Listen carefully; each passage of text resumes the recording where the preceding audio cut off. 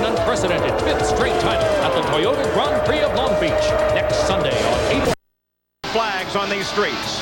Nothing has been able to stand between Little Al and Victory Lane at Long Beach. He has left many competitors in his wake. And he comes here now in search of his 5th consecutive win.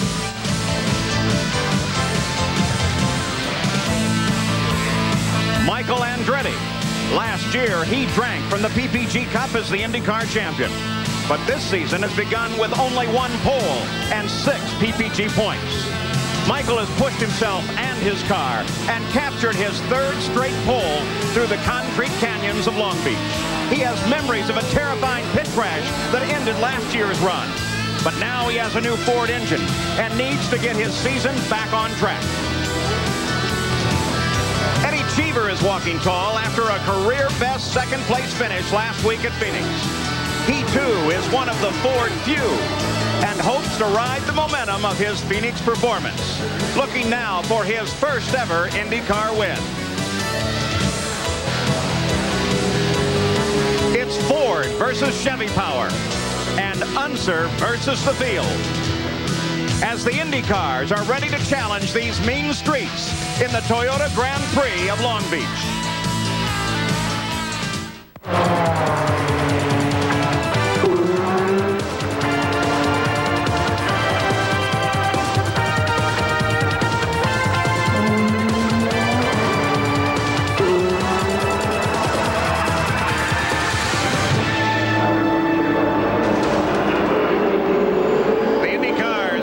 Ready to go racing, already rolling on the circuit, heading for the final corner on now what is a shortened circuit, only 7 turns, 1.59 miles around. That's Michael Andretti that has the pole, and Danny Sullivan outside the front row, with Scott Pruitt and Unser Jr. in the 2nd row. The green flag comes out, and we're racing in Southern California as they scream down Shoreline Boulevard and head for the very first turn. It's Michael Andretti still in front. Scott Pruitt and Unser Jr. come up to challenge.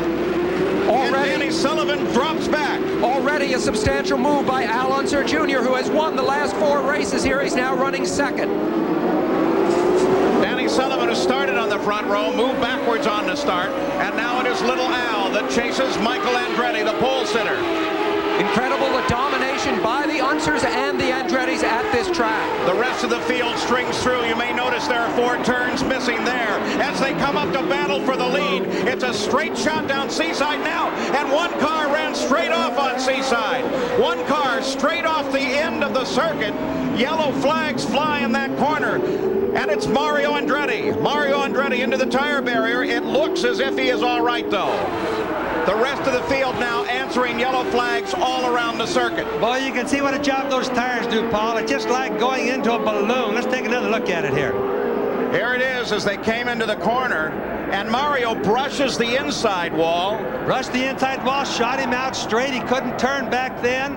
And Eddie Cheever's on-board camera view, looking backwards as Mario touched him coming to the inside. Boy, that was close. It's wonder it wasn't worse than that. But Paul, those tire barriers are just like running into a balloon. That really saved Mario a lot of problems. He has damaged Cheever's car, so that's going to be at least 2 men out of the race. Mario had qualified 7th. You see his crew there. A most remarkable set of circumstances here on the first lap at the Toyota Grand Prix of Long Beach. Let's go to Gary Gerould. And Paul, in the Mario Andretti pit, the crew watching one of the large screen Diamond Vision screens positioned around the circuit to see the replay, concerned about their driver. At this time, they know no more than what they've just gotten a glimpse of on one of the large screens, but it appears that Mario's day is going to be complete. They do have the car on the wrecker, but the report was, and you saw it visually, Mario was moving around fine in the cockpit, finally climbed out and walked away. His car owner, Carl Haas, of course, very concerned about the situation on that very first lap and the condition of his driver, a world champion, an Indy 500 winner, and an IndyCar champion, Mario Andretti. Mario had won 3 out of the first 4 races held here at Long Beach. Let's go to pits and Jack Arute. Paul, Eddie Cheever was able to bring his Target Racing team entry from the Chip Ganassi stable back to the pits, but you're out for the day. Yeah, I got hit so hard behind. I'm just glad Mario didn't hurt himself. I mean, he went by me 50 miles an hour too quick, and he hit the back of my car. and he lifted up in the air, and he was going straight for the wall. He's very lucky he went down the pit road and not into the wall, because, I mean, I don't know what happened. Everybody makes mistakes, but it's very unfortunate for him and for me. I mean, this is an important race. Very important, considering the fact, Paul, that he finished second last week on the oval. Exactly. Eddie Cheever was without question on a roll. And of course, he was carrying the new Ford engine, which is part of that engine battle between Ford and Chevrolet that has started at the beginning of this IndyCar season and is continuing on. So now behind the PPG pace car with Michael Andretti, the pole sitter, out in front. The field lines up because they need to clear this field. Now, what about the condition of Mario Andretti?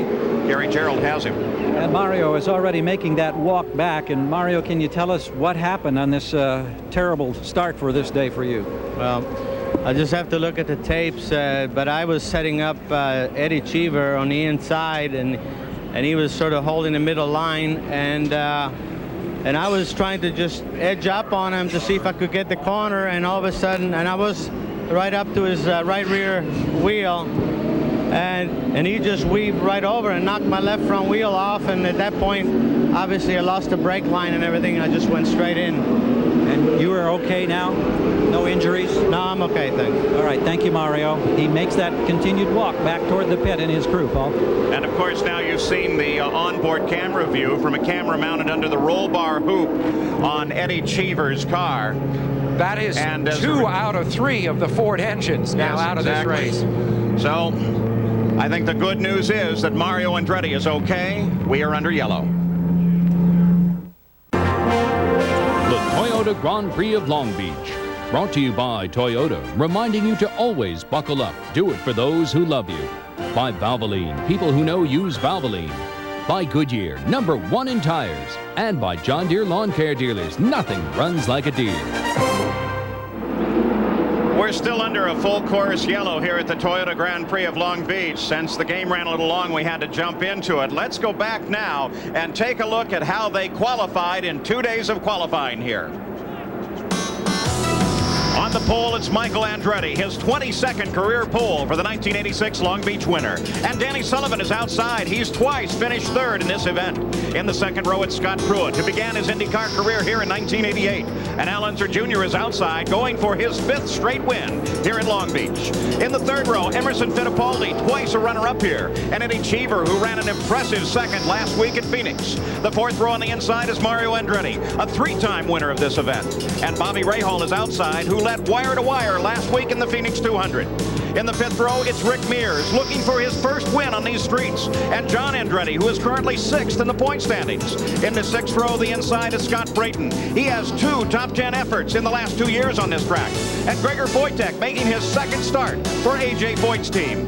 The seventh row is Jimmy Vasser driving a car in which Bobby Rahal finished second here last year. And Roberto Guerrero driving for drag racer Kenny Bernstein. In the eighth row, it's Tony Bettenhausen, a 14-year veteran of the IndyCars. And Ted Prappis, a sophomore driver who finished a strong 6th here a year ago. The ninth row is Scott Goodyear, who ran 7th in this race last year. And Brian Till making his IndyCar debut. In the 10th row, it's Eric Bachelard, a graduate from the Indy Lights ranks. And Fabrizio Barbaza in his first start here since 1987. In the 11th row, Hiro Matsushita, a 3rd-year driver from Japan. And Joey Marcello making his 3rd career IndyCar start. In the final row, it's Buddy Lazier, a former ski racer from Colorado. And Tero Palmroth of Finland. That was the way they lined up, leading to the green flag. Now, here was a situation in this morning's session as we look at a live shot of Scott Pruitt. He had his problems during the warm-up. As he came onto shoreline, which is the pit straight here, everything appeared to be normal. But watch, though, as he headed down into the very first corner, which is a hard right-hander, passing under the Texaco Bridge just ahead, downshifting, and suddenly... and the car head-on into the tire barrier at the end. Now, looking at it again, apparently what happened was the front brakes failed on the car, because if you watch that front tire, it never stopped rolling. Scott brushed it into the wall, got it pointed back straight, and wisely took the tire barrier right straight on, which is the safest way to take it. And of course, the important thing is to understand that Scott Pruett sustained terrible injuries to his legs 2 years ago in an accident where the brakes failed. So it was a real nightmare for him what happened here. But as you can see, he's third in the lineup now. That's the backup car, and we are ready to go racing once again. They have the situation over on the Seaside straight cleared up. Mario Andretti's car out of the way, and we're back running again as Michael Andretti leads. Al Unser Jr. down into the corner. Little Al pokes his nose inside. Danny Sullivan, in the meantime, climbs all over the back end of Scott Pruett's car. It's a battle for first, second, third, and fourth.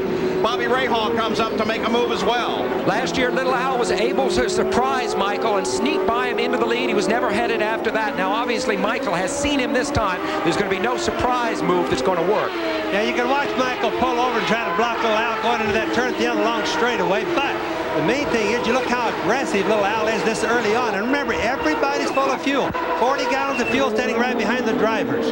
Here's where the trouble was before, but everybody at the front gets through smoothly as they come to the conclusion now of lap number 9.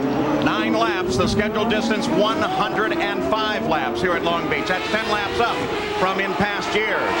Danny Sullivan begins to challenge Scott Pruett again. No challenge at the front of the field, though Al Unser Jr.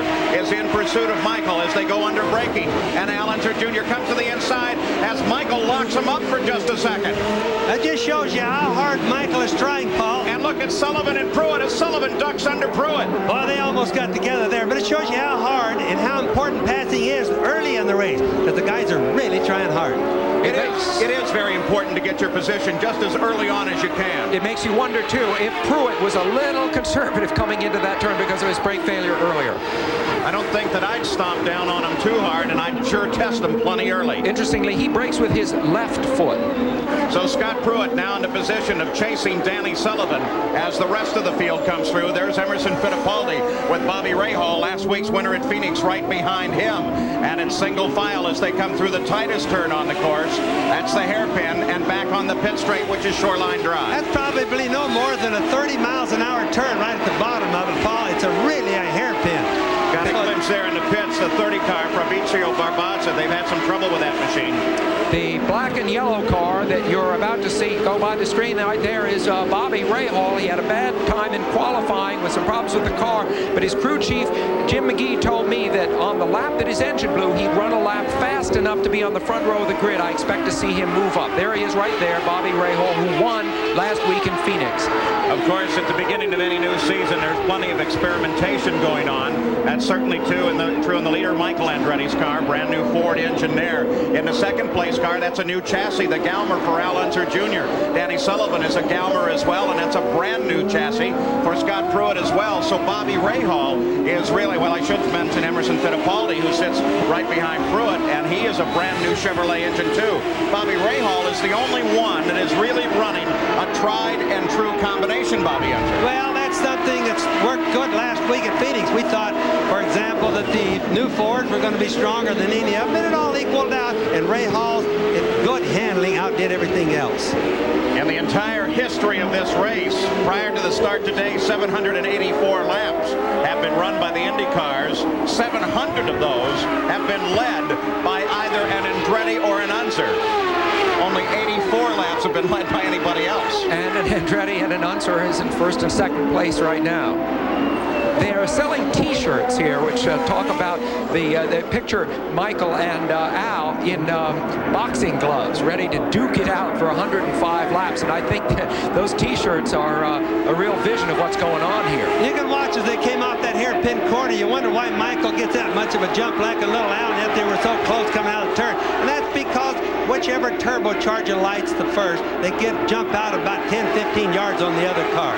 You get a great view from high above the circuit here through the first and second turn, now making the right-hand turn for turn number 3 as they continue to work on one another. Now here's that new section. Normally right here they would make a right. Instead they continue straight on underneath the promenade, underneath the garage area, and right down all the way down Seaside before they make this right-hand turn. That's in turn 6, Paul, and that straightaway is so fast because it's wide open from clear back in turn 4. That's a lot of speed, maybe even faster than the front straightaway, which we're coming on to right now. The changes in the course are because they're going to expand the convention center. So there's the way they line up with now 12 laps complete in the Toyota Grand Prix of Long Beach. A tremendous run already, and as suggested, it's Unser and Andretti battling once again.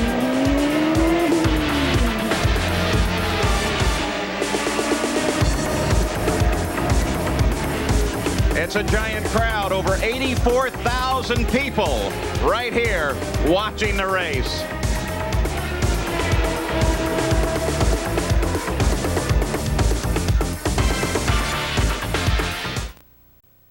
A world-class field has been narrowed to an elite group. It's the final of the Jeep Superstars, plus the last major Derby prep, Saturday on ABC's Wide World of Sports. Continues to lead in the Toyota Grand Prix of Long Beach, but for John Andretti, there is a serious problem. Gary Gerould is right there in his pits. Yes, indeed, Paul. We're at the back of the car. They're working with the gearbox. They've had to remove the rear wing. We understand that he's lost 5th and 6th gears, so they're trying to get access to the gearbox to see if they can free up the linkage and get him back in, but it's going to be a long, tough fight. It's hot back underneath there, and if they get him out, he's already lost a great deal of time. This has been a long, tough week, in fact, for that team, the Hall VDS team. The VDS standing for Van der Straten, and Rudy Van der Straten passed away on Wednesday of this week past, and so that's certainly having an effect on the team's performance this week. There's a gentleman that's been involved in racing, Van der Straten, for many years. Be sad to see him gone. All right, let's go pit side, and Al Unser Jr.'s pit, and Rick Gallis was with Jack Arute. Well, Paul, Al Unser Jr. really has the Galmer chassis running well today, but we understand you made some changes in this early morning practice session. More gear to get more RPM. Well, I didn't hear you. I'm sorry. I understand you made some changes to take advantage of the practice session. More gear to get a higher RPM today. Well, we actually came down on our gearing because we were running quite high RPM yesterday, but this is a long race, and we just want to be at the end when it's all over with. This is the guy that literally has owned this racetrack for the last couple of years, Paul. Al Unser Jr. and Rick Gallis, they've won here so many times. At the front of the field, the battles for the most part have broken off. You can see from Little Al's onboard camera, Michael ahead on the circuit, though for the moment he's disappeared. Now Little Al closes in the hairpin turn and on to Shoreline. Sam, two distinctly different drivers there, Little Al and Michael, as we take a look at a fight now. Two great numbers.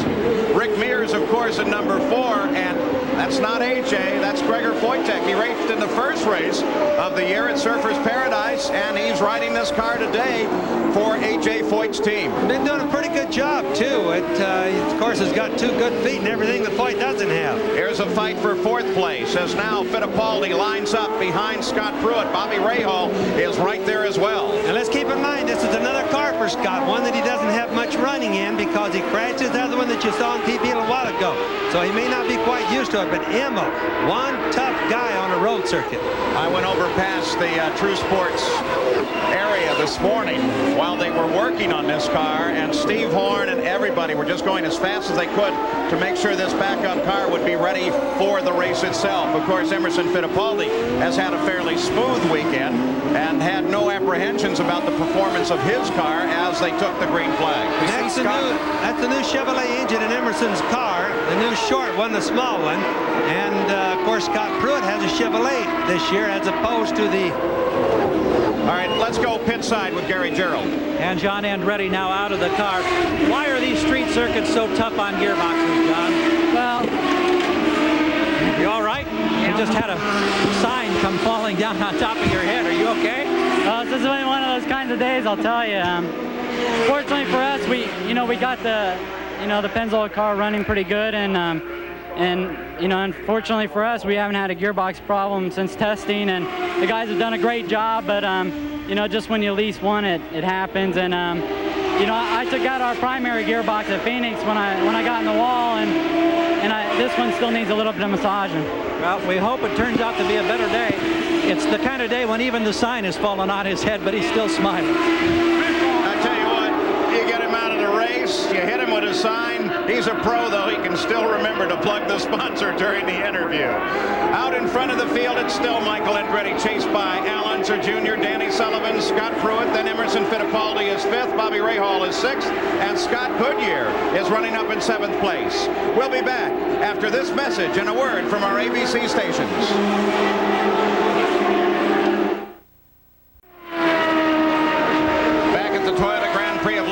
Watching Scott Goodyear, who now runs in 7th, but he started 17th. So he's carved his way up through the field. Now is in contest with no one, but steadily trying to close in on the car in front of him. And that car would be Bobby Rahal. So he's trying to close down on Rahal as fast as he can. Right there, Scott Goodyear. That's because he's going to run good this year, Paul. That's because some good people have got together. Derek Walker is without doubt one of the best team managers in the business, and Jim O'Donnell with McKinsey Financial, one good racer. Oh, there's Derek Walker right there. Now, all these good people got together. Scott Goodyear's a good driver. They're going to be tough for this year's out. And Scott Goodyear is one of these young drivers who instinctively understands all the computerization of these new cars. And I think that's going to give him a great future because it's headed that way. They also have another new sponsor on the car in British Petroleum, which is the first time in this series, and they're very happy with that as Scott now works his way around the Filipino driver and continues to work his way up through traffic. That's Jovi Marcello he just passed. He's lapping him, actually. And so Scott Goodyear with a great ride. In front of the field, it's still this car, the number 1, Michael Andretti. Al Unser Jr., as you can see now, is well back. And you can see how close Michael came to the outside wall. The guys do that because that's truly a hairpin turn, so sharp. And once they get out a bit too wide, they're at full steering lock. They can't turn the steering wheel anymore because the cars aren't made to turn any sharper than what you saw. Bobby, this is vintage racing, really, to have the 2 best young drivers of this era running 1st and 2nd. And I think as the day goes on, if they both stay in the race, we're going to have a good demonstration of their respective styles. Michael Andretti, who you see here, very aggressive. He throws the car around. You can tell that he's going fast. Al Unser Jr., of course, your nephew, he's very subtle in the car, and at times you can hardly tell standing at the edge of the road he's as fast as he is. He's so smooth. You might be able to tell as you get that nice view of Michael Andretti that is the new car, a lot lower in the back. This week he's driving the new car, the new power plant. Earlier this week we had the opportunity to ask Michael if a change like this makes him worry. You're always worried about the little things that can happen because those are things that actually have been getting us. Last couple races have been very frustrating. It's so funny that you know we test thousands of miles over the winter and basically don't have much problems. And come to a race weekend, and all we've had is all kinds of little problems that just annoying little things. Nothing major, but things big enough that can hurt your chances at winning a race. So it's been frustrating, but I guess. When you take up on a new program like we did with the new engine and the new car, I guess we should expect these things, and hopefully come race day here in Long Beach we'll have it all worked out. Michael Andretti started on the pole here. You saw one car pull off to his right. That's what they call the back door into the pit area. We don't have an identification on that car yet, but they are allowed to pull off in that section, though sometimes to a driver chasing someone when they make that little dart, it can be very disconcerting. That was Buddy Lazier from Denver, Colorado, the ski champion. Young lad that's going to make a good driver. Keeping an eye now on a nice little battle. That in the green car is Roberto Guerrero, and then Tony Bettenhausen, and then Brian Till in the 24 car making his debut and also making a move on Tony Bettenhausen. And if he comes around him, he can pick up a position which would be moving him up to 14th. Brian Till running here in car number 24 comes from a family of lawyers, no racing background whatsoever. What a contrast with Tony Bettenhausen, who he's following, the great racing Bettenhausen family. But Till, I think, is a very sophisticated guy, wears a monogrammed shirt. His dad died just as Brian was getting involved with the sport, and I think he really, there he comes, making an effort there to outbreak Bettenhausen. No, and I think Brian Till is a man with a very, very serious outlook on this sport. That green car that we see right out in front is Roberto Guerrero. That car just ran 230 miles an hour around Indianapolis Motor Speedway. In a lot of ways, this race race here for Roberto Guerrero and his team is a shakedown race. As Brian Till continues to worry the daylights out of Bettenhausen. Now what looks like a serious move to the inside. He locks the brakes, and Bettenhausen slams the door on him. Till almost lost it there. That's the end of that long back straightaway, and we were all guessing, and we still think that's where a lot of passing is going to happen today. Obviously, that's what Brian Till was trying. He's got a little bit too much front brake on the car, though, Paul. What they have done here is, in fact, by the elimination, some of the turns linked two very long straightaways, and the teams say that's very tough on the gearboxes, but it's also incredibly hard on the brakes. Here's that attempted pass by Brian Till earlier. Now he's going to go for it. Looks like he's got it made, but now his brakes gave way on the front. They locked up. Once that locks up, you have no steering. So he's got to just back out of it and try not to get in a little wreck right there. And Tony Bettenhausen, of course, sensed that and decided, I can just stay right here on the line, and I will continue in my position. As the battle continues here back in the field, a fight for 14th place between Brian Till and Tony Bettenhausen. At the front of the field, it is still Michael Andretti, and somewhat back, 5 seconds behind, is Al Unser Jr. There's the great man, the grand champion, A.J. Foyt. He signed a lot of autographs this weekend as he works on recovering from his shoulder injuries and plans to drive in the 76th running of the Indianapolis 500. It's been great to see A.J. around the track this weekend. World all-round champion Kim Zemaskal leads the U.S. team against the sport's brightest stars. From Paris, it's the World Gymnastics Championships next Sunday on ABC Sports. Back at the Toyota Grand Prix of Long Beach, this is the battle for fourth, with Scott Pruitt currently occupying the position, but Emerson Fittipaldi just behind him, and Bobby Rahal there as well. Remember, Scott involved in a morning practice session accident. He is driving now the backup car, and he's been locked in a great fight with Fittipaldi. 4 years ago, Scott, who was still relatively unknown at the time, you see him there, gambled his life savings, which was $70,000, to rent a car for this race, and his success led him to the ride that he has today. So this is the 4th anniversary of Scott Pruitt getting into the big time, and he's making the most of it. Boy, I love that onboard camera view of Scott Pruitt. As a quick spin out, that Joey Marcello is backwards in the first turn, and it looks like he's all alone, though he was running with traffic as he came into the corner. And there comes that battle with Scott Pruitt, Fittipaldi, and Rahal past him. I don't think he's got anything bent. He might have done a little bit of touching with other cars, but it looks like he didn't hit the wall. He's wanting somebody to push him, get going, because he obviously has killed his engine, Paul. Joey, a very competent little race driver in the open wheel formulas. I say little because I'm short, and he's a little bit shorter than I am. He's the defending Formula Atlantic champion. There's Gregor Foytek in the pits in A.J. Foyt's car, and as you can see, it can't be good news because they removed the engine cover. With the back cowling off, he is falling steadily through the field.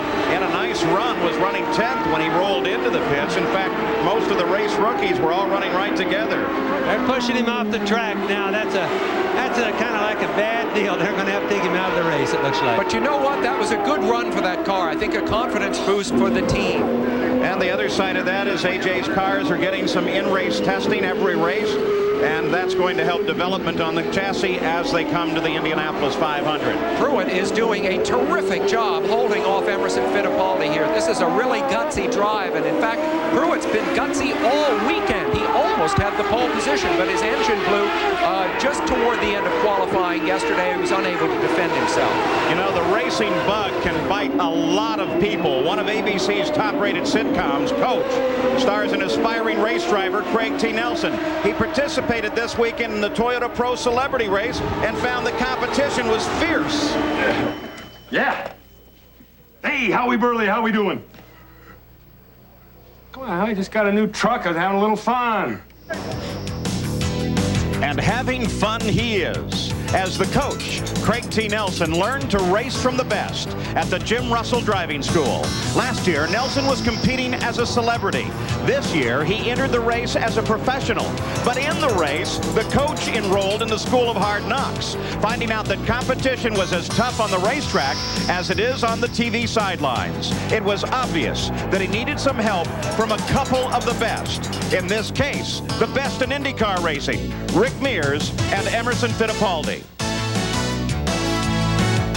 Howard, if the administration doesn't like it, you can tell them Tell him to try and catch me. And Paul, right now we are with Craig T. Nelson, and he is in the pits of one of the best with Rick Mears' crew. And are they going to let you do anything down here, Coach? Yeah, I'm changing tires, and I'm supposed to hand them like this thing. Oh, that thing. That. You don't know what it is, though. No, they haven't given me a name. Just hand them that. When they say go, hand them that.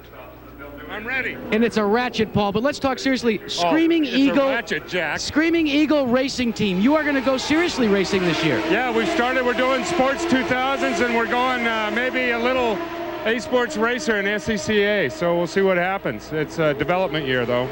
Well, Paul, he won the Pineapple Bowl. Who knows? He may win a race or two. I tell you what, that almost always happens. Once you put somebody in that Toyota celebrity race, a pro celebrity, pretty soon they're out buying themselves a race car. It costs them a lot of money when they do it. You can see Danny Sullivan is now closing down on the back end of Unser Jr.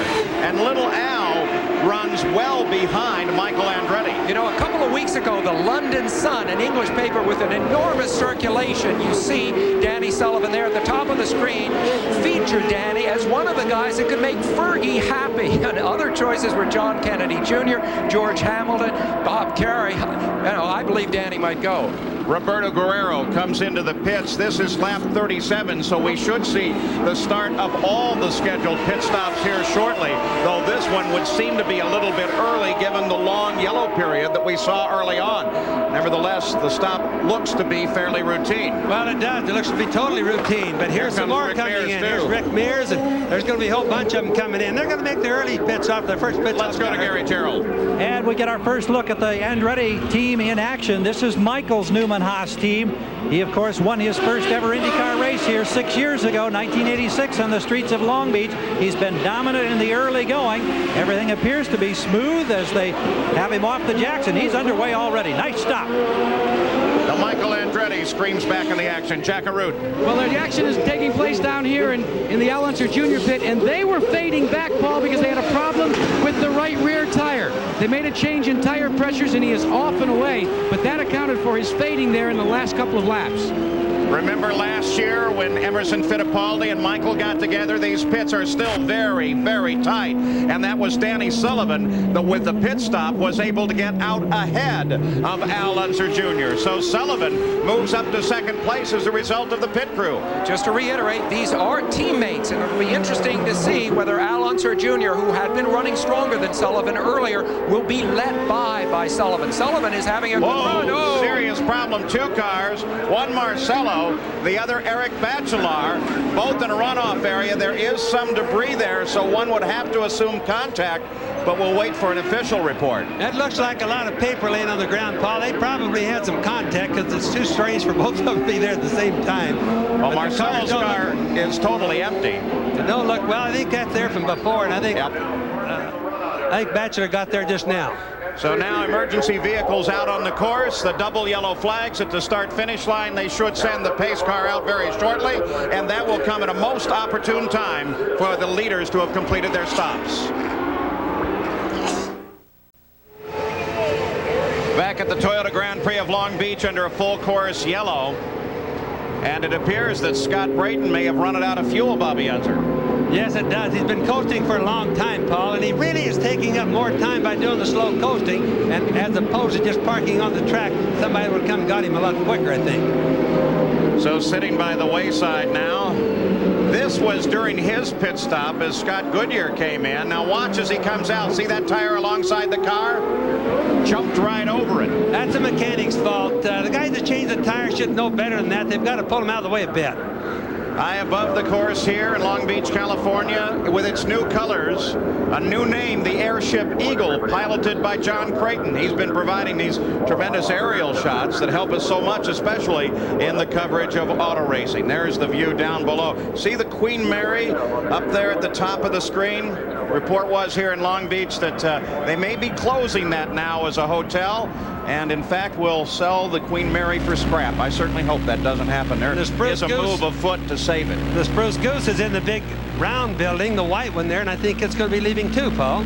It's become one of my favorite shots, this right in the eyes of Scott Pruitt.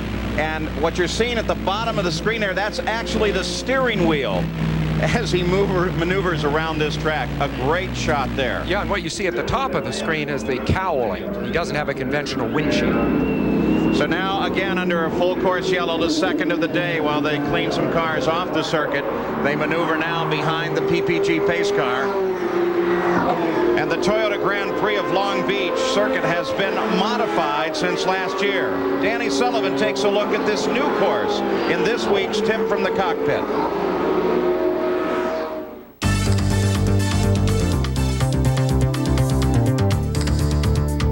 Last year, after you came out of about turn 4, you had a little bit of a left and a right into a braking area.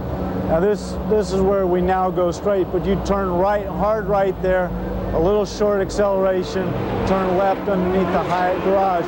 That was a very difficult section because it was so rough in there. It was concrete. It was hard to put the power down.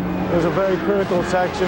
Right after that, turn right, left, brake, right, out onto the straightaway. And that was very important to come out onto that straightaway very, very well because it was such a short distance to the next area where you were going to get a chance to outbrake somebody.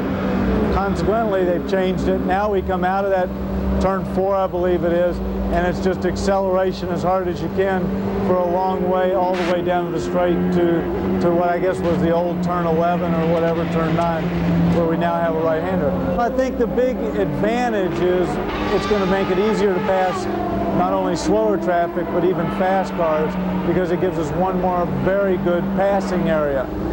The disadvantage in that passing area is that everybody is going to come down that straightaway on the left-hand side, and the passing's on the right. And as I experienced yesterday, I passed a slower car on the right-hand side there and almost tore the bottom of the car off through a bump. Now, they've informed me that they're going to try to smooth that out, but as it stands, it's not that way. That's going to make it difficult. But from a driver's point of view, of course, it gives you less chance to be able to really pull away from somebody. If your car was working very well through that old tight section, you have less of a chance. Now it's going to be a little bit more of a drag race through the 2 straightaways. The way Danny Sullivan views this circuit, Michael Andretti is the leader. He's now completed 42 laps and his first pit stop. But the way they have lined the field up seems to be a little bit confusing. Rick Mears, who is actually in the 8th position, is sitting behind the pace car. Jack Arute, can you add anything to this? Well, Paul, that is exactly what Roger Penske, Richard Buck, and the rest of the crew are having a discussion right now, and they have been, in fact, for the last several minutes with the IndyCar officials. Their position, although it's somewhat difficult to know specifically, they're saying that the pace car is once again, as in the case of Phoenix, picked up possibly the wrong person. Now, one of the things to remember is when the leaders pit, IndyCar rules state that you take what is called the geographic leader, the next car on the racetrack. That's Penske's position, that they were in error in picking up the wrong car. That'd be, if they did it, it'd be the 3rd race of 3 in which there's been a problem with Rick Mears' placement on the racetrack. Look at this, Scott Goodyear. Warming up coming loose. He's picked something up there on the back wing. Bobby, you have any idea what that might be? Looks like a piece of paper hanging up on there because it's too far forward to be a piece of aluminum or carbon fiber, Paul. Shouldn't affect anything. Of course, you consider the Rick Mears situation as the pace car comes off. They're going to leave him right there. Problem possibly passing under the yellow in the first race. Pace car placement questionable at Phoenix last week. Here it is again as they come back to the green flag. And Rick Mears will have a full mile and a half to try to make up because those are the leaders right behind him. Michael Andretti followed by Danny Sullivan and Unser Jr. This is the stop-and-go penalty because Scott Goodyear ran over his tire during that yellow flag on the exit of the pits. Well, that's a bad thing to have happen at a track like the Long Beach with all these turns and a street course. It's rough for these stop-and-go penalties. And, of course, what they do is they hold the stop-and-go penalty until they go green again so it has a proper competitive effect. Let's go to Gary Gerould. And Paul, there was more than that stop and go. They adjusted the front wings, but there was damage on the side panel of the rear wing on the right side. They had to rip it away. He's now back on course. Whether that'll affect the downforce of the handling, he's about to find out. Gary, we saw that flapping in the breeze, so that was part of the side panel. That was part of the side panel, and they ripped it off. They've got it down here underneath the toolbox now on the near side of the pit wall. There you see it as they made the stop and go. Indeed, they had to rip a whole section of the side panel off the car. Well, that was a piece of carbon fiber, and it really isn't going to bother the handling at all. Danny Sullivan charges alongside of Michael Andretti. It's a fight for the lead. Al Unser Jr. is right there. You could throw a blanket over the front 3 cars. And just so everybody knows, when these guys come in for their pit stops, they always get minor adjustments made. Oh, look at Danny. As Danny darts down inside of Michael, had some problem. And now Al Unser Jr. comes around. Michael is suddenly back rolling at speed. What could it be, a missed gear? He definitely has some problems, and he probably has a little bit of engine getting started problem. In other words, and the fight continues for the lead as Al Unser Jr. now comes inside of Danny Sullivan. And Al Unser Jr. will be the leader of the race. So just in the space of 1 lap, the lead has changed twice. Looks like a vulture finding fresh meat as soon as something happened to Michael right there. Whatever happened to Michael might still be affecting him as he appears to fall back just a little bit. As they come onto the pit straight again, there comes Danny Sullivan through. Al Unser Jr. is back in front. 4 straight wins. Can he do it again this year? Well, he's in the key position. Michael's either lost a gear in the transmission, which is quite possible, Paul, or he's having fuel injection problems. Most likely he's lost a gear in his transmission. Well, Emerson Fittipaldi has also moved around Michael. Now Scott Pruitt is right there trying. As they come off the second turn and head for turn 3, Michael slows completely, and the rest of the field cycles past. He's trying to get out of the way. He's really being a good sport about this because he realizes he's a lame duck, and he doesn't want to mess all the other guys up. He just about had a wreck up in the front just a little bit ago. That'll be a lot of radio communication with this pit as Carl Haas and his crew are watching what's happening, Gary Gerould. Indeed they are, and it is gearbox problem. So another Andretti. First it was John with the gearbox. Now it's Michael, and the tough luck that plagued him in the season opener Australia, then at Phoenix, has caught him again at Long Beach. Paul? One of the things that you, Bobby Unser, were concerned with, that the gearboxes were being really handled tough now with this new circuit. And yet it's easier on it than it used to be because there's less shifting going on. Here was it as Danny Sullivan came up. Michael just suddenly missed a gear going into the coming off in the second corner, going into 3, and of course Danny Sullivan was right there. Michael Andretti, of course, is the defending PPG IndyCar champion, and yet he has not finished any of the first 3 races. Very often when a gearbox breaks and the guys are that slow or that close together, Paul, there's a wreck, there's contact. That time it was just short of a miracle that there wasn't any contact. This was the situation from Michael's point of view through turn 1. Here's where the problem happened, and Michael yanked it over, didn't exit normally, trying to find some room, then suddenly it chugged forward, and by then Danny Sullivan was climbing. Watch how quickly he looks in the rearview mirror, though, because he knows that he's going to slow and that people are right behind him. He tries to stay out of the way, and you see he does as Danny squeezes by. And he's geared for racing, and then all of a sudden it's get out of the way. And you have to change your mind in a hurry, don't you? On board Al Unser Jr.'s car, the same situation. See Danny Sullivan just ahead and then Michael in front of him. Now, little Al's got the best advantage out of the 3 cars because he watches what happens to Michael, what Ray Hall does, and he makes his plans accordingly, and of course he came out leading the thing. At this point, little Al can see that there's something wrong. He darts to the left, tries to find room there, then comes down to the inside, and he too is past Michael Andretti. So a substantial change here as we complete 47 laps, and that change puts Al Unser Jr. in front of the field, followed now by Danny Sullivan, Emerson Fittipaldi, Scott Pruitt in the backup car. We'll be back after this message and a word from your ABC stations. Moments ago, Michael Andretti, as he rolled back into the pit area, a problem in the gearbox taking him out of the race. Don't forget, though, last year, after 3 races, Michael Andretti trailed in the PPG standings by 34 points and still came back to his great championship. Let's go down to the pits and Gary. Yep, he stayed in the cockpit as they rolled it all the way back into the paddock area. We've seen 3 cars come out of this race with gearbox problems. Michael, what is it about these street circuits that make it so tough on the gearbox? Well, you're always in the low gear, putting a lot of torque through, you know, the whole drivetrain, and when you do that, you know, you put a lot of strain and things break. But you know, the biggest problem was we didn't have enough miles of testing on this. It may have broke testing if we would have had more miles with this new car, but we didn't. 3 consecutive races with bitter disappointment now, but then I remember last year that's the way that season started and you won a championship. Yeah, but at least we had a 4th place going into Indy. We don't have anything going into Indy, so this one hurt big time. Well, the month of May, we hope will be more promising. Thank you, Michael. Thank you. Well, it's a simple solution. He just comes back with an Indy win and everything will be fine. Tony Bentonhausen reaches down into the cockpit of his car. He was running 16th prior to pulling the car off the edge of the circuit, and it appears that Tony's day is done as well. Yeah, it's kind of rare to have this many cars falling out, Paul, but transmissions have always been a problem here at Long Beach. Talk about those tight gears. They run this whole part of the track in second gear, then accelerate on the back straight, which they're starting onto that after one more turn here. He's in second, now he's going into third, then fourth, then fifth, then sixth down the back. And then at the other end, which he's approaching at about 175 miles an hour, he will go down actually into first gear, which is really tough on a transmission. In the cars out of the race thus far, of course, Mario Andretti and Eddie Cheever on the very first lap with contact. Fabrizio Barbaza had his brakes go. Jody Marcello, John Andretti, Michael Andretti, and Scott Brayton all out with gearbox problems, and Gregor Wojtek had a hole in his headers and so had to retire. And we don't yet have an official reason for Tony Bettenhausen's retirement. For all that, we've had better racing, closer racing, and more action than we've had for several years here at Long Beach. Change in the circuit certainly have kept the cars together as we watch Danny Sullivan now with Emerson Fittipaldi just behind him.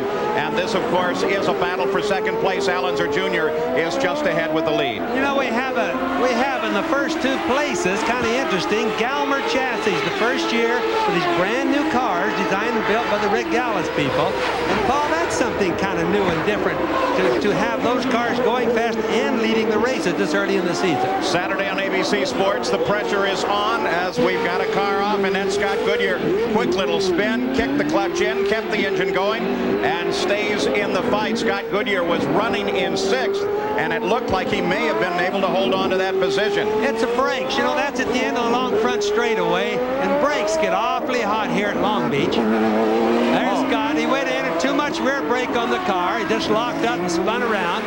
He did a nice job, don't you think, Bobby? Yes, he did, Sam, and very similar to maybe what happened to Scott Pruitt. Of course, Scott didn't have any front brakes as we saw. Here he put the clutch in because these cars don't have starters, and if you stall them, you're done for. Well, it takes a smart driver not to kill the engine. About to say that next Saturday on ABC Sports, the pressure is on in bowling's top pros in the Tums Classic. Then on ABC's Wide World of Sports returns to Cancun, Mexico to find out who is the best all-round athlete. It's the final challenge of the Jeep Superstars, plus the last major Derby prep race, the Wood Memorial Invitational presented by Kawasaki. That's all next Saturday right here on ABC Sports. You know, Paul, just to mention, as you watch little Al coming off the turns, I want everybody to watch for the front wings. These were the controversies over the flipping last week at Phoenix. There was only one set of these wings. Danny Sullivan won the flip. He ended up with them at Phoenix. They both have them now, and of course both of them are running 1 and 2 on the racetrack. You can see the wings real good, and they're totally different design. Fight continues too between Bobby Rahal and Scott Pruitt. That is a fight for fourth place. Gary Gerould, do you have an update on gearboxes?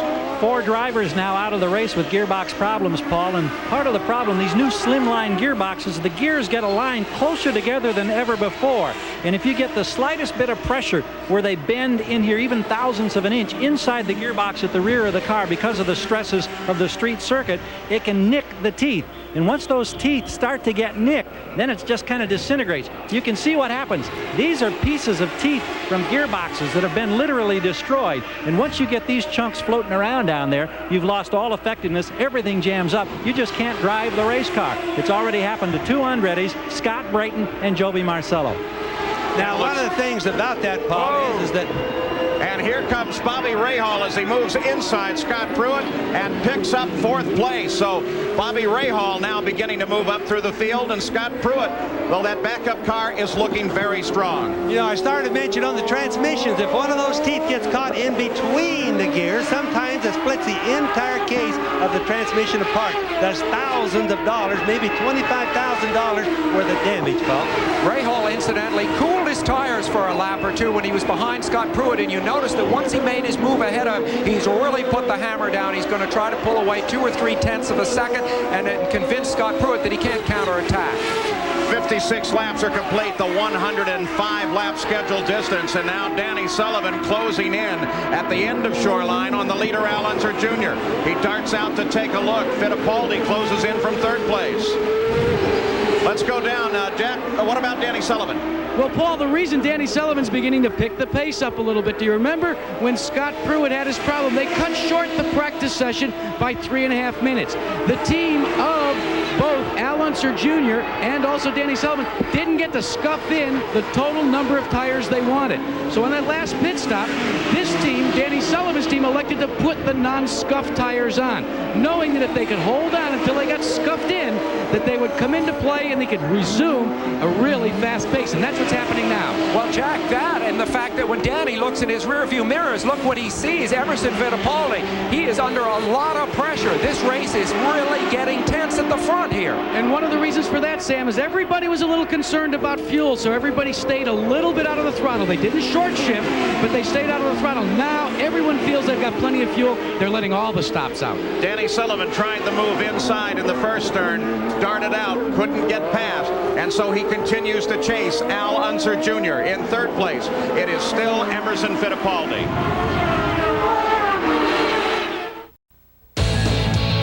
How can you make that call? Get into it next Sunday on ABC Sports. Al Unser Jr. trying to hold off Danny Sullivan, now has to contend with traffic ahead. Hiro Mashusta as they are on the pit straight once again. And they stretch out, but this may be an opportunity for Danny Sullivan as he tries to gauge the traffic. This is a very big race for Danny Sullivan. Remember, with the Alfa Romeo engine, he was virtually in eclipse all of last year. He joined this new team. The Gallus team, and this is the first time he's really doing something significant for them. And a driver needs to really show form on a new team before he really feels part of it. He's feeling part of it right now. And remember, too, the pressure from Emerson Fittipaldi behind him. When Danny was driving for the Penske team, it was he who was dropped from the team, not Emerson Fittipaldi. So he would very much like to settle his personal score. And, of course, as they came past, Hiro saw them coming and very quickly moved over, but had the presence of mind to assume just because there's one doesn't mean there's another. Stayed over until Emerson Fittipaldi, running in third place, was able to get past as well. Now, last year, at about this point in the race, the Gallus Craco team was running 1 and 2 with Little Al and Bobby Rahal. As Danny Sullivan tries Little Al, this year it's Gallus Craco, Little Al, and Danny Sullivan. You know, you can see that attempt on that pass. I really thought it was going to be a pass there, but you can see that coming out of the last hairpin turn. Danny was really edging up on Little Al. He was going to drive it deep. Now, the problem is it's hard to drive it deeper than Little Al. Bobby, how about the politics here within the team? I mean, you got to be awful careful if you're Danny Sullivan not to put Little Al off the road here. The look from high above, you got to look at the race summary at the conclusion of 60 laps. Al Unser Jr. looking very strong. We spoke to Al Unser Jr. about the pressure that he must feel here in Long Beach as he attempts to win his 5th consecutive victory here. The pressure at times can be tough. No, not really. You know, every race is the same. We go out and we put pressure on ourselves to win in every session and win at every race. And so it's all the same amount of pressure no matter where we're at or what we're doing. We need to go out there and we need to do our best and we need to win. And if we don't, then we go home and we figure out where we were lacking and try to improve in those areas. Bobby, your nephew just said the pressure is the same everywhere. You going to talk to him? He knows better than that, but he does have a lot of pressure. After all, this is a new car. It's just like a new team because it's new cars, and it's the first one that Gallus has ever built out of his shops.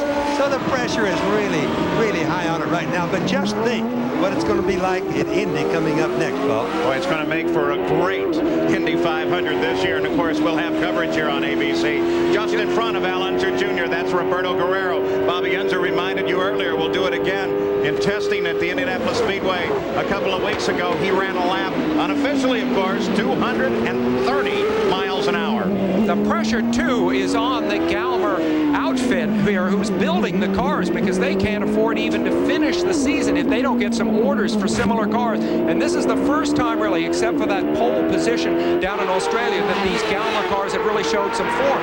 If I was going to buy a car right now, I might look at a Galmer. I wouldn't have at Phoenix a week ago. Just for another, there's Little Al getting by Roberto Guerrero. Everybody's getting by pretty good there, but the Buick and Roberto Guerrero is the green car right there. Now that isn't the 45 inches that the Chevrolets have and that the Fords have. That's a 50-inch. They've allowed kart or IndyCar racing has allowed 50 inches now. So the green car, the Buick, does have more horsepower than it did last year by a bunch. And of course, Emerson Fittipaldi just coming around Roberto Guerrero now.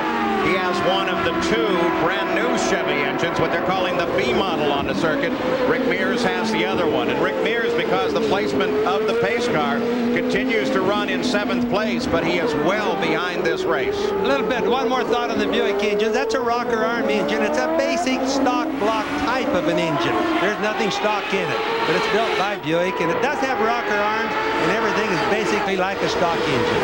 And of course, that particular car is owned by dragster Kenny Bernstein, who just rocketed through the 300-mile-an-hour barrier for top end, huh? That's a bunch. Kenny did a good job on that one. The interesting thing here is that Emerson Fittipaldi, who seemed to be taking the pressure to Danny Sullivan, who you see there, is now starting to draw back. So despite the fact that the two Gallus-Craco cars are dueling with each other, they're pulling away from Emerson. For a bit there, Fittipaldi was closing, but now these two cars run alone, and Danny Sullivan continues to let his teammate know that he is there. And if Little Al lets up at all, then Danny Sullivan is going to be on top and past Al Unser Jr. to pick up the lead of this race. 66 laps are now complete at Long Beach.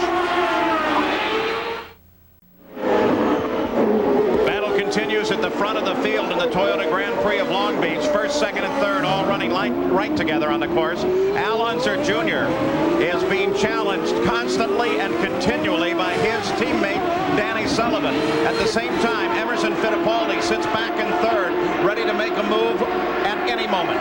You know, Little Al is not getting through number 1, 2, 3, and 4 turns as fast as Danny, but he seems to get off the hairpin a little bit quicker. Therefore, he gets down the front straightaway a little bit quicker, and Danny can't pass him right there. It's just enough where Danny can't quite get by, Paul. We're at lap 69. We've anticipated, at least here in the booth, that the first pit stops would come at about lap 72. Jack Arute, will you agree with that? Paul, actually, they can run the window as far as lap 81, and what's interesting are the type of strategies that are developing down here on pit road. Now, in the case of your leader, Rick Gallus leads this team quite a bit, and that's Al Unser Jr. Now, what they are doing is they are discussing what they are going to do in terms of tire pressures. They still aren't happy with the way the car's handling. They have continuously adjusted the pressures. Conversely, on his other team, that one driven by Danny Sullivan, they have not had any problems at all, with the exception of that one set of tires they had to get to come into the racetrack because they weren't scuffed properly. Third place team, on the other hand, that of Emerson Fittipaldi, they were concerned about fuel. They say after the last stop, they will give Emo the go-ahead to turn it up as fast as he can and try and go from third to first. Let's go to Gary Gerould real quick, too, for a report. And, Jack, we're with the 4th place team. Bobby Rahal, Carl Hogan, Jim McGee, and the rest of the Brain Trust have been huddling here behind us on the wall. That window is open. We can expect to stop at any time. They can go the distance from there, but they're not going to change a thing. At least that's what they're telling us. They like the way the race car is handling. They'd love to see a full course yellow to tighten it up a little bit more, but they have to attack from the 4th spot to try to protect the season points lead through the first 2 events. Well, now, if you're leading the race like Little Al is right now, the way to get better fuel mileage, which they always have mileage problems here, Paul, is the short shift. Now, you can't afford to do that when somebody like Danny Sullivan right there is so close behind you. So short shifting can't help the mileage for Little Al. As they came across the line the last time, the battle, as you can see, is broken off just a little bit. 1.5 seconds separating first and second, and Fittipaldi closer to Sullivan than Sullivan is to the leader, Al Unser Jr. You also got a view there of the 47 car. That's Jim Vassar, who is having a great race here. In fact, Vassar is running 8th, Brian Till, another rookie, 9th, and Eric Bachelor, who you saw a moment ago, is running in 10th. Roberto Guerrero on pit road. The report of a misfire in the engine on that car. Now there's a car that's going to have problems in fuel mileage because they run 50 inches of manifold pressure and it's more cubic inches in the engine. So they should have, if anybody does, a little bit more fuel problems. They take the cowling off. He was running 11th prior to coming in with this problem. Slowed down visibly on the course, and now the crew will go to work trying to determine whether or not they can get that car back into the fight. The gap that little Al has over Danny Sullivan right now, which isn't very far, Paul, but the little bit of gap he got came about because of traffic. Little Al got through some traffic really good. Ray Hall got hung up just a bit. It at least gives little Al some breathing room now because he runs 2 seconds ahead of everyone else for the most part being Danny Sullivan. Fittipaldi runs in third. Bobby Rahal continues to sit and wait and stalk from fourth place. Scott Pruitt runs in fifth. Scott Goodyear, with a wonderful run, is up in sixth place. Good view of the front end of these new Galmer cars. The wing assembly, which you see there on Danny Sullivan's car, designed by Alan Mertens to channel the air up over the tires in a way to reduce the aerodynamic drag of those front tires. When Gary Gerould and I talked to Alan Mertens yesterday at some length, Mertens refused to divulge the real secret of this front end and kept it covered up. But you can see it now because it's in a race. Well, they really can't cover them up. I don't know why they do that anyway, but by the same token, what it's doing, Sam is trying to put the air where it still goes underneath the tunnels. That's what really holds these cars to the ground, the tunnels underneath the car. That's where the ground effects really come in. And if the wings are a wrong design, the air doesn't go underneath the tunnels good. From time to time, you can get a good idea of the tunnels, not on this shot, on some a little lower. They are the open spaces underneath the two sides of the car. And which makes it just like a vacuum cleaner. It actually sucks the car right to the ground. A little negative pressure under there, and the cleaner you can get the air into it, the better it's going to work. That's Jim Vassar, the Stars and Stripes car in the pits. Jim Hayhoe owns that car, a guy that used to race with us many years ago. Vassar, of course, it came from Formula Atlantic last year, and he's really quite good, Paul. Jim, by the way, came up to me and said, you know, this is pretty expensive sport. It's changed a little bit.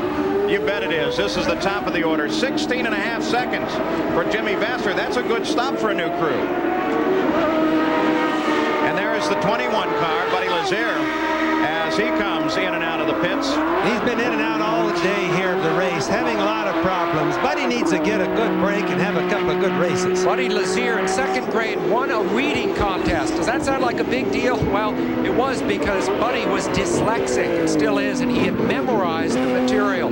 You know, three-time world champion Jackie Stewart is also dyslexic, and like Stewart, Buddy has extraordinary drive and determination. He's never let dyslexia stand in his way. He's a college graduate, savagely good skier, and of course at 24 years old, he's a terrific driver. Third place, Emerson Fittipaldi in Jack Arute. And Paul, this is a critical stop for them. They wanted to come in a little early so they could get the better rubber on, but what is going to take the most time is they need every ounce that is in the fuel tank. They're shaking it. He's down and away. 14.8 seconds, a very quick stop. Now, the thing about ammo is, coming in early, that's a Roger Penske design. Roger thought of that because there's no traffic. Look, he came in with no traffic, he left with no traffic. All the fuel they had could go in the car anyway, so it was good thinking on Roger's part. Emerson Fittipaldi comes in with 30 laps to go in the end of the race. That's well within the fuel window that they have already responded to. So we'll keep an eye on what it will do in terms of positioning on the race course as Unser Jr. and Danny Sullivan continue to battle it out for the lead. It was a good time to stop, of course, unless there's a full course yellow between now and the time that the two leaders have to make their stop. But historically, Sam, we don't have full course yellows. And Roger Penske's team are gambling people. They go for wins rather than just finishes. Boy, I agree with you. I think it was a good move. I think, in fact, what you're thinking is historically they don't have full course yellows toward the end of the race. We've already had two here today, and that, in fact, is a little bit unusual. So they are taking a gamble. Al Unser Jr. still being chased by Danny Sullivan as Rick Mears comes into the pits. Rick running back in 7th place, uncharacteristically far back, even on a road racing course, which he has not excelled at over the last few years since the injury to his feet. Those are the new Penske cars also, and it looks like they're going to be very fast on the tracks like Indianapolis and like Michigan and etc. But on the road circuits here at Long Beach, the Penske team has always had problems, it seems like. New Nigel Bennett designed car Brand new engine in that car. Al Unser Jr. still in front, Jack Arute. And Paul, they are going to gamble. They're making a big change. Just moments ago, they rolled away the set of tires that they were going to use, and they rolled up on the fronts. They broke a set, literally. The fronts are scuffed. They're worn tires. On the back, they're going to put two literally brand new tires on the car. So that's changed their set thinking.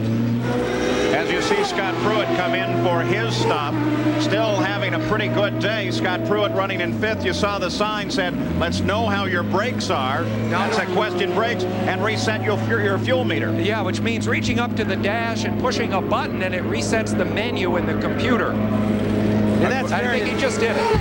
Yeah, that's very important because that's what gets the computer going. So tell the driver so he can tell the guys either by radio what his fuel is doing, what his fuel consumption. But remember, we've only got about 24, 25 laps in the race. So fuel is going to be easy for most of them right now. That stop ran rather long at 23 seconds for Scott Pruitt.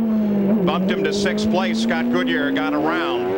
And Al Unser Jr., there's the crew laid out for Bobby Rahall's car. He's running in 3rd now. And he's only 3 seconds back going into the stop. He's really been coming up. All the crews are ready for the leaders now. Little Al is just 0.3 of a second ahead of his teammate Danny Sullivan, and Bobby Rahal is 3 seconds back from that. Now this is going to really be something when they come into pits. We're really going to have to follow that close because same team, same general bunch of guys that work together and practice their pit stops together. So it's going to be interesting to see how it comes out. This is where the pressure is really on the crewmen waiting for their car to arrive at the pits. Incredible. And Al Unser Jr. makes his turn into the pit area, and he comes down for his stop. So Al Unser Jr. is in, Jack. And Paul, it's like precision craftsmen as they go to work. Let's listen.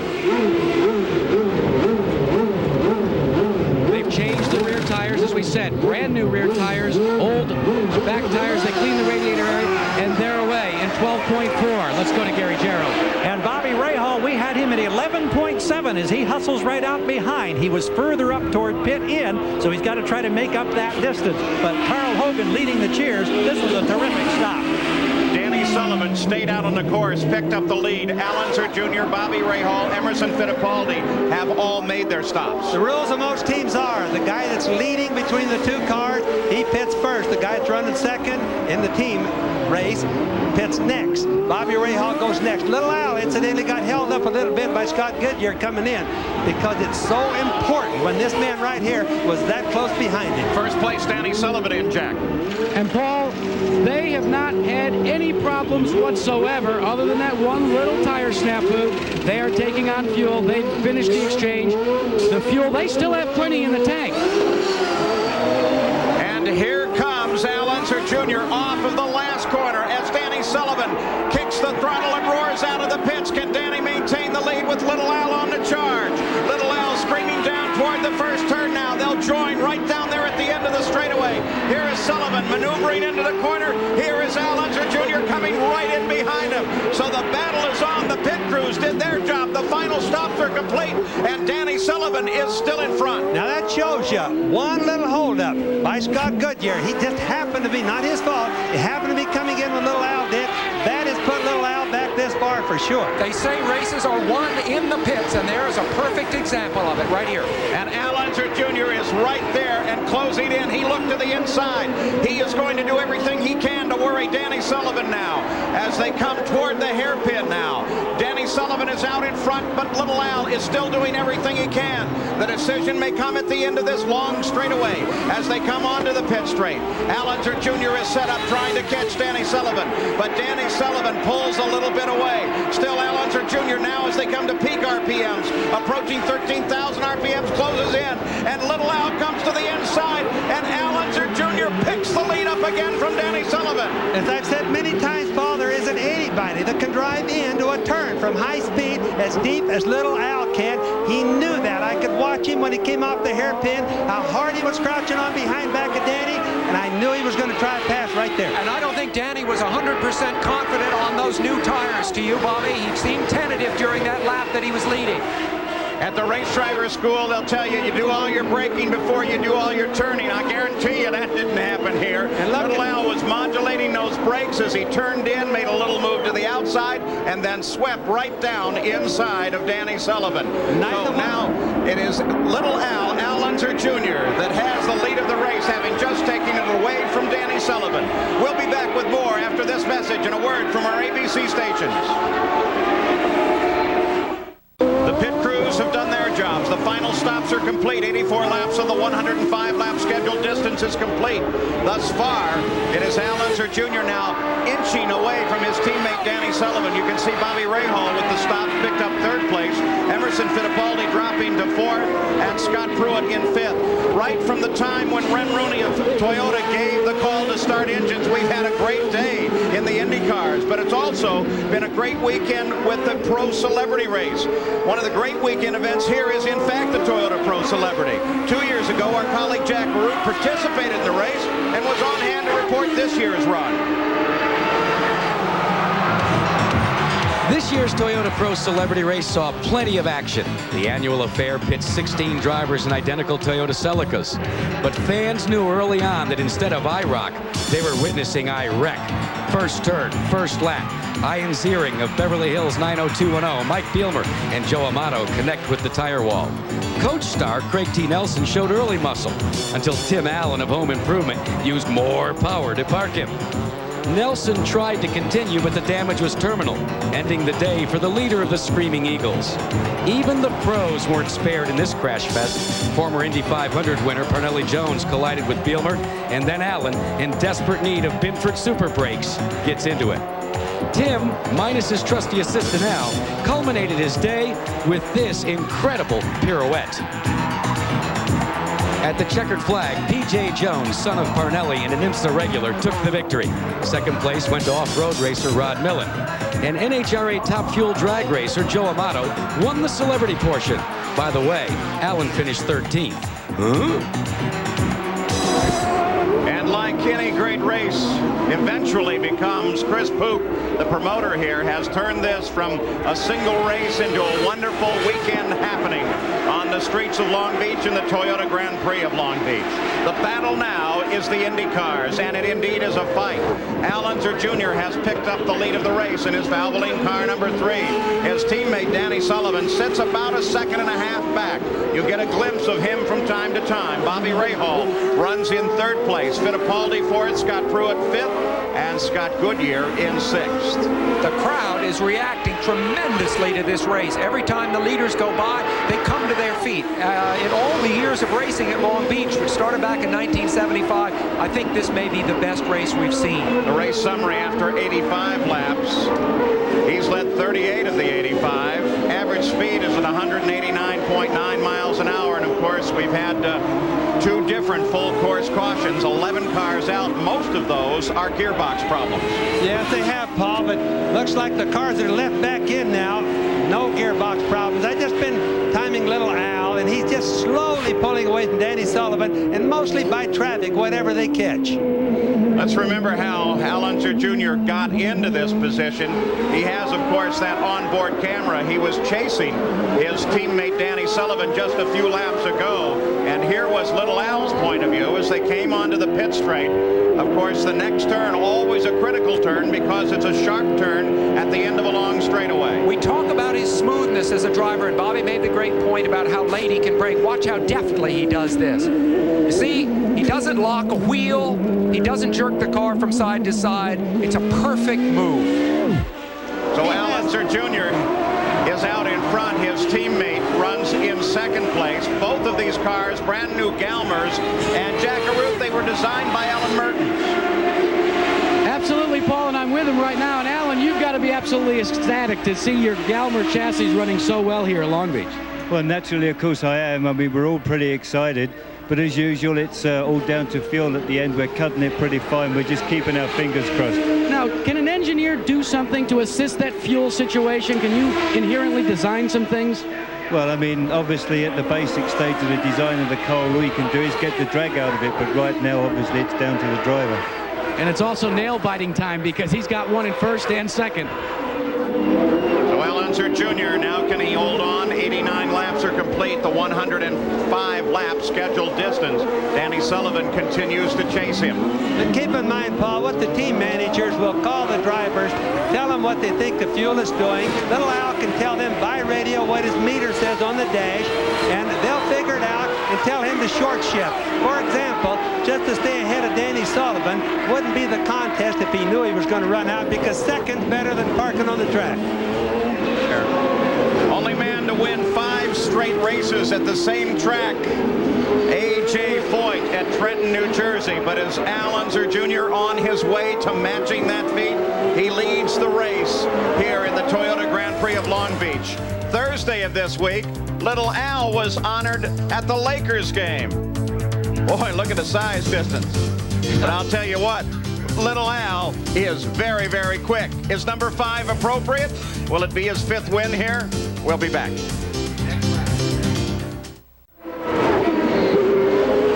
Al Unser Jr. with Danny Sullivan still there, keeping track of the leader of the race. Bobby Rahal still sets in 3rd. The leaders running right together on this sack. This is a beautiful setting that the race is located here alongside the Pacific Ocean, and an environmental artist adds to this beauty with his latest endeavor.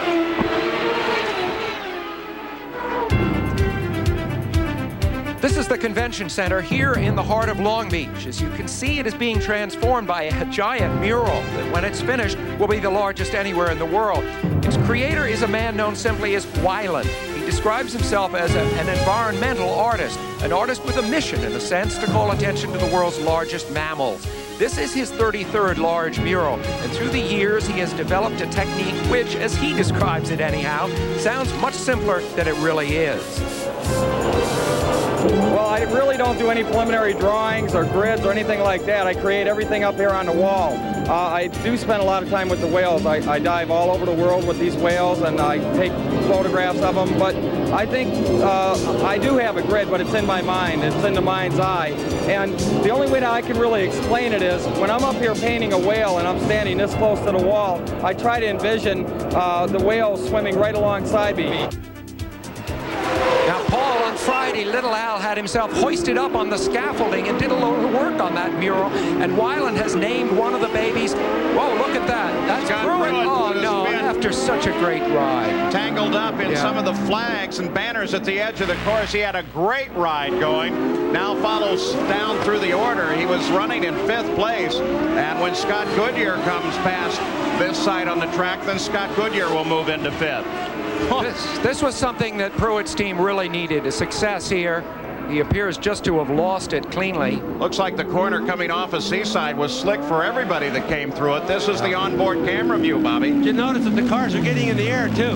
There you coming in. He just got loose. He didn't. There was no reason. Nobody was close to him. It's slippery down there. Probably somebody's losing a little bit of oil, a little bit of water, Paul. Isn't it fantastic that when you have an incident, the next thing is we can see it as the driver sees it? Isn't that fabulous? Unbelievable. Yeah. He could not keep the engine going, got tangled up, and now the IndyCar safety team is going to give him a pull, and hopefully will get him back into the running. And there come the leaders past. Al Unser Jr., Danny Sullivan just behind him. Bobby Rahal sits in 3rd place. Fittipaldi runs in 4th. 95 laps are complete. Just to wrap that idea up, one of the whales is now going to be named Little Al. I'm not sure they shouldn't name the biggest one of all after it. So the fight continues. 96 laps are now complete. We're in the closing moments. Will Al Unser Jr. make it 5 in a row?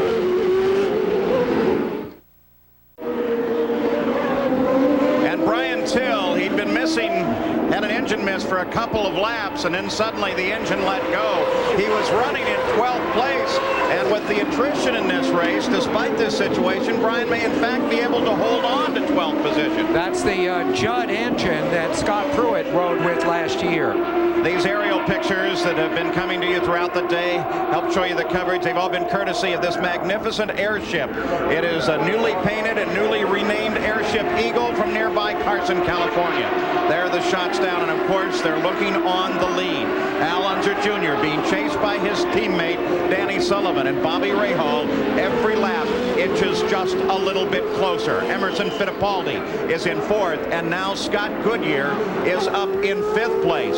And perhaps this will be Scott Goodyear's best finish ever, despite one spin and one stop-and-go penalty. 5th would be the best he's ever done in the IndyCars. Just in case anybody knows it, Paul, there was a safety truck out on the track, and they're going after Brian Till.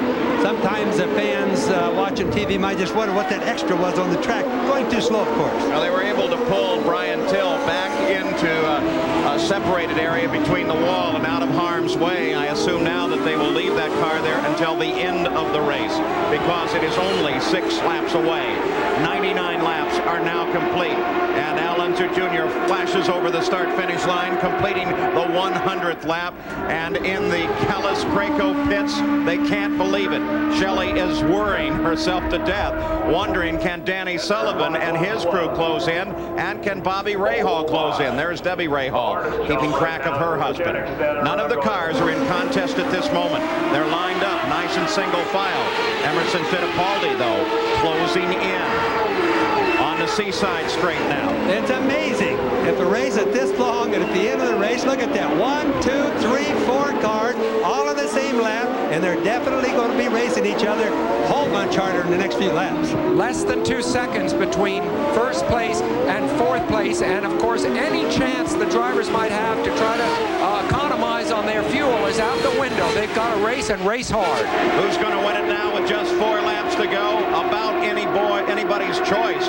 You consider it. You've got the Galmer chassis running 1 and 2, last year's Chevrolet engine. A Lola, last year's model, running with last year's Chevrolet engine, running in 3rd place. Brand new Penske, brand new Chevy engine, running in 4th place. They all perform just a little bit different. In some places, one will be stronger, in others, another will be. And now, Unser Jr. and the rest have to deal with traffic. And yet, only 4 laps left. And look at these cars. They're virtually running just about the same speed, Paul. Look at that. Danny Sullivan taking advantage of the traffic, comes inside Little Al. Little Al touches him. Little Al spins it. Unbelievable. The 2 teammates get together. Little Al now tries to get the engine back under power. He tries to roll forward. The radio report, no doubt, will be coming to this man, Rick Galles, as Little Al tries to come around. But there's very little time left. Danny Sullivan is out in front. Rahal is second. Fittipaldi is third. And it's pretty clear that it was Danny Sullivan who touched Little Al's rear wheel there. So this is going to lead to recriminations within the team and a possibility for Rahal at the last minute. And remember, the cars, Little Al was so long getting going because the turning radius on all these Indy cars just isn't very sharp. Not sharp enough for him to gotten out of that little blockage that he was in there. How devastating to come this close to his 5th victory here and have it taken away so savagely right at the last minute. Rahal on the attack. Sullivan very much back in IndyCar racing after a year. And here comes Rahal coming to the inside. Little Al, by the way, dropped into 4th place when he finally got it back under power. But now Rahal sees his opportunity for 2 in a row. And he begins to charge at the back of Danny Sullivan's car. There's no laps left. He's got to go for it. Time is running out. And Rahal is passing, has got to be at the end of the long straightaways. One of the 2 of them, the front one and the back one. The engines in 1st and 2nd place are the same. The difference is in the chassis and certainly in the driver's skills, though they are both wonderfully well-matched competitors. Both of them Indianapolis 500 champions. Both of them PPG IndyCar champions. Were Sullivan to hang on an all-new chassis, the Galmer chassis would win in just its 3rd race, an incredible achievement. 103 laps into the record book. Unser Jr.'s chance at a 5th straight victory go by the wayside when he taps with Danny Sullivan. But the question one must ask is, did in that tap any damage occur to Sullivan's car, which may manifest it here in the last laps? I doubt it, but I think the pressure on Sullivan is now incredible, because if he loses this race to Rahal, he is going to be a very bad guy around the Galles Craco team. Well, he didn't do it intentionally. No, of course he didn't. I understand. Racing is very close. The white flag comes out. There is just one more circuit to go, 1.59 miles.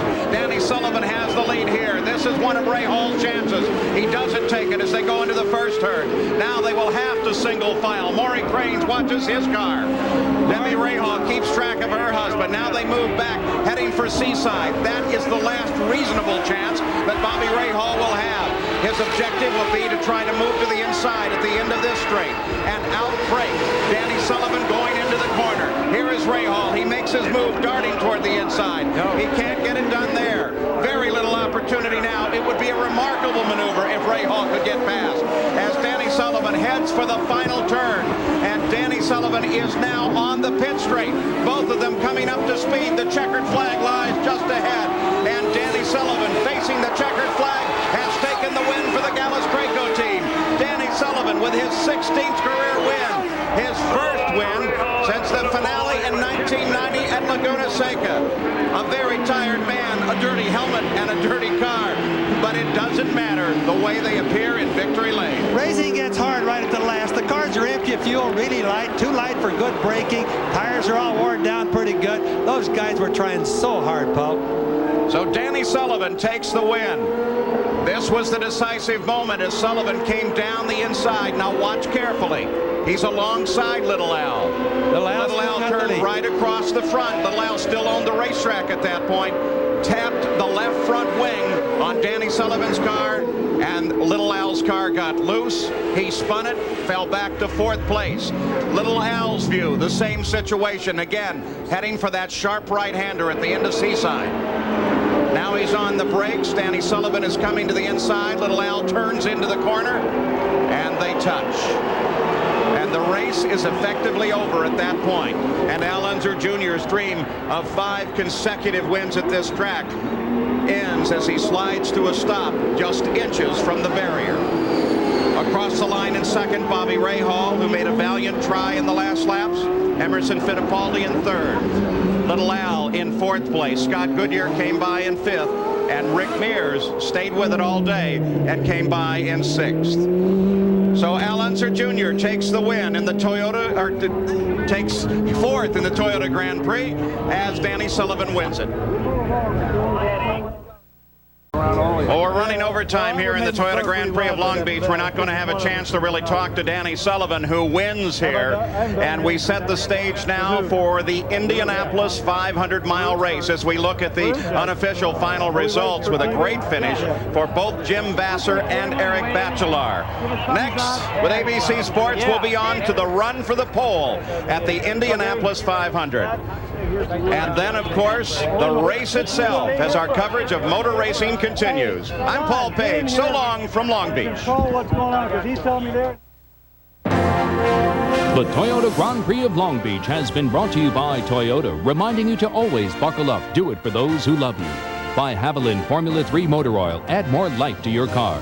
By Kawasaki. Kawasaki, let the good times roll. And by Armor All. There is a fountain of youth, and we own the patent.